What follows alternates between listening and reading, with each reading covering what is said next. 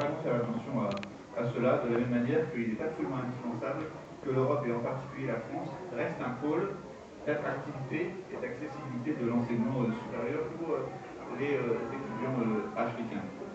La deuxième chose, c'est que ce qui n'a pas été évoqué beaucoup ici, mais je crois que nous avons ensemble une réflexion à avoir, à la fois sur le rôle de l'État, la politique sociale, mais aussi l'évolution de l'islam dans nos sociétés depuis 20 ou 30 ans. Parce que finalement, sur ce sujet aussi, nous avons besoin d'échanger ensemble. Vous voyez les discussions que nous avons actuellement en France sur ce sujet, la manière dont c'est sensible sur le plan politique, mais vous voyez aussi combien, dans un certain nombre de pays africains, la situation évolue sur ce point, et je crois que nous avons besoin de parler tranquillement et de parler de ce sujet aussi. Cette journée nous a permis d'avoir une présentation de différentes opportunités de coopération, des défis que nous avons en commun, des actions qui sont menées en Afrique et en Europe, par l'Europe et par l'Afrique. Et je remercie tous les intervenants d'avoir pu le faire. Et je dirais, compte tenu de tout ce que j'ai pu entendre au cours de cette journée, je pars un peu moins inquiet sur un sujet.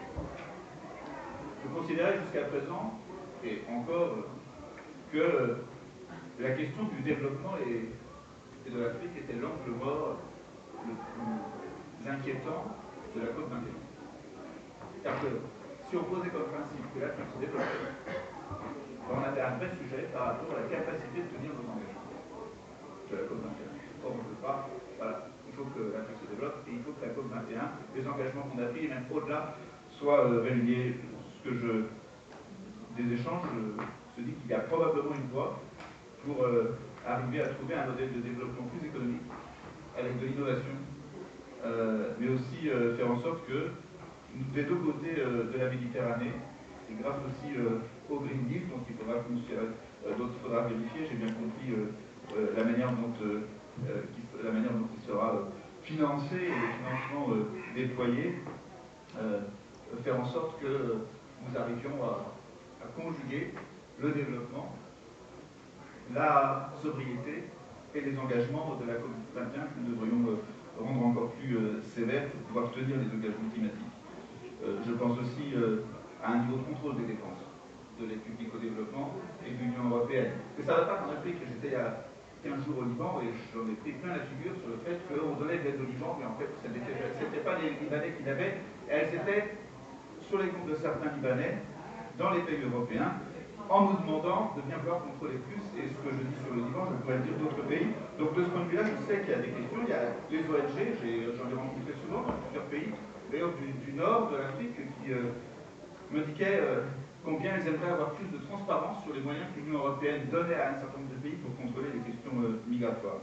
Bon, en tout état de cause, je crois que nous avons vu un panorama peut-être pas complet, mais quand même assez enthousiasmant des défis et des possibilités que nous pouvions avoir pour nous développer en commun. Je voulais remercier tous les participants de cette initiative et rappeler aussi une chose.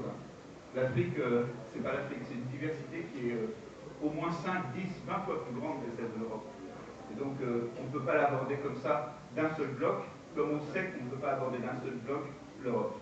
Donc voilà, vive cette diversité, et c'est avec cette diversité qu'on pourra construire ensemble. Merci.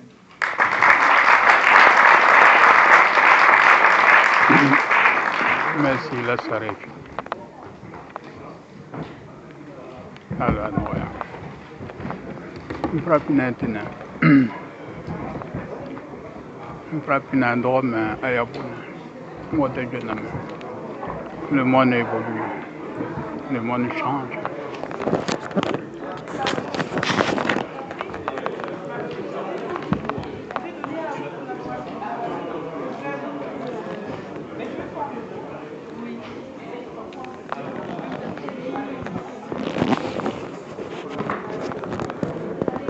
Kana jɔŋ mani ni to jɔla alima mɛ na ka jɔŋ ni ma an bɛ pɛ